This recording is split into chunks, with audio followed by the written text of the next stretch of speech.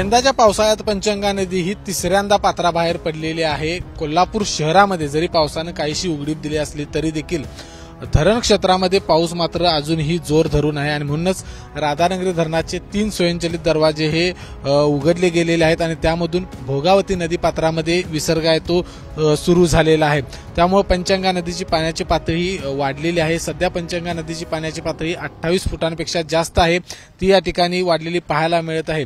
एकूण जर बघितलं तर गेल्या 24 तासातला जर आपण अंदाज जर बघितला तर गेल्या 24 तासामध्ये पंचगंगा नदीची पाण्याची पातळी जवळपास 7 फुटाने वाढलेली या ठिकाणी पाहायला मिळते।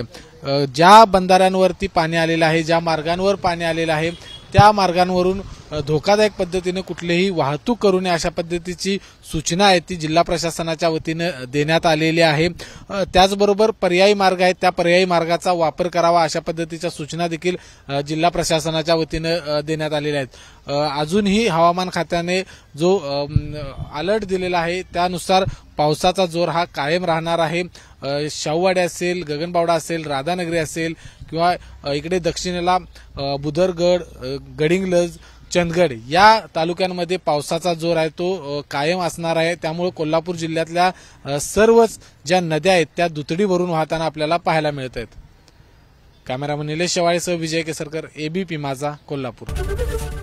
एबीपी माझा, उघडा डोळे बघा नीट।